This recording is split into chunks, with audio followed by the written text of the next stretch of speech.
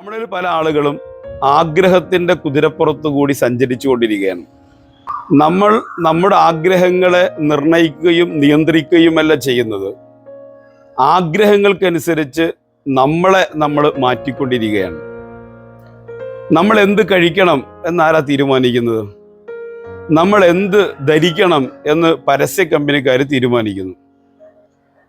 പല ആളുകളുടെയും വീട് നിർമ്മാണം അല്ലെങ്കിൽ അവർ വാങ്ങിക്കൂട്ടുന്ന സാധനങ്ങൾ എന്തിനു വാങ്ങിക്കണം, എത്ര വാങ്ങിക്കണം, ആരാണത് തീരുമാനിക്കുന്നത്? ഓരോരുത്തരും അവരവരുടെ ആഗ്രഹങ്ങളുടെ പിന്നാലെ സഞ്ചരിച്ചു കൊണ്ടിരിക്കുകയാണ്. സ്വന്തമായ ഒരു കാഴ്ചപ്പാടും സ്വന്തമായ തീരുമാനവും ഒരാൾക്കുണ്ടാവുക എന്നത് വളരെ പ്രധാനപ്പെട്ട കാര്യമാണ്. ചില ആളുകളുടെ വിശ്വാസങ്ങൾ പോലും മറ്റുള്ളവരാൽ സ്വാധീനിക്കപ്പെടുകയാണ്. പ്രകടനത്തിൽ പോകുന്ന ആളുകളെ തടുത്തു നിർത്തിയിട്ട് എന്തിനാണ് നിങ്ങൾ ഈ പ്രകടനത്തിൽ പോകുന്നത്, എന്താണ് നിങ്ങളുടെ ആവശ്യം എന്ന് ചോദിച്ചാൽ അവർക്ക് കൃത്യമായ മറുപടിയില്ല. നേതാവ് വിളിച്ചു, ഞങ്ങൾ കൂടെ പോന്നു.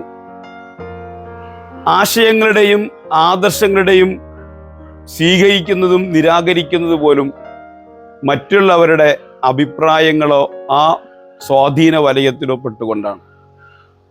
നിങ്ങൾക്ക് സ്വന്തമായിട്ടൊരു അഭിപ്രായമില്ലെങ്കിൽ, നിങ്ങൾക്ക് സ്വന്തമായൊരു നിലപാടില്ലെങ്കിൽ, സ്വന്തമായൊരു കാഴ്ചപ്പാടില്ലെങ്കിൽ, മറ്റുള്ളവരുടെ അഭിപ്രായങ്ങളുടെ കാഴ്ചപ്പാടുകളുടെ പിന്നാലെ നിങ്ങൾ സഞ്ചരിക്കേണ്ടി വരും.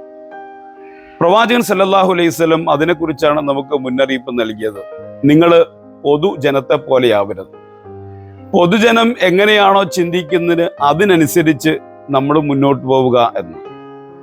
പൊതുജനത്തിനനുസരിച്ചല്ല, നമുക്ക് നമ്മുടേതായ ഒരു നിലപാടും തീരുമാനവും ഉണ്ടാവുക എന്നത് വളരെ പ്രധാനപ്പെട്ട കാര്യമാണ്. ഒഴുക്കിനനുസരിച്ച് നീങ്ങുന്ന പൊങ്ങുതടികൾക്ക് പ്രത്യേകിച്ച് ഒന്നും നിർവഹിക്കാനില്ല, അവർക്ക് പ്രത്യേകിച്ച് ഒന്നും ചെയ്യാനുമില്ല. ആ ഒഴുക്കിനനുസരിച്ച് നിന്നുകൊടുത്താൽ അതിനനുസരിച്ച് നീന്തിക്കോളും. എന്നാൽ ഒഴുക്കിനെതിരെ നീന്തണമെങ്കിൽ കൃത്യമായ നിലപാടുകൾ വേണം, കാഴ്ചപ്പാട് വേണം, അകത്ത് കാമ്പും കരുത്തും വേണം. നമ്മുടെ വിശ്വാസം നമ്മുടെ അകത്തെ കാമ്പും കരുത്തുമാണ്. അതിനനുസരിച്ച് നമ്മുടെ പ്രവർത്തനങ്ങളെ, നമ്മുടെ ആഗ്രഹങ്ങളെ നിർണയിക്കുവാനും നമ്മുടെ ജീവിതത്തെ ചിട്ടപ്പെടുത്തുവാനും നമുക്ക് സാധിക്കണം. റബ്ബ് തൗഫീക്ക് ചെയ്യട്ടെ. അസ്സലാമു അലൈക്കും വറഹ്മത്തുള്ളാഹി.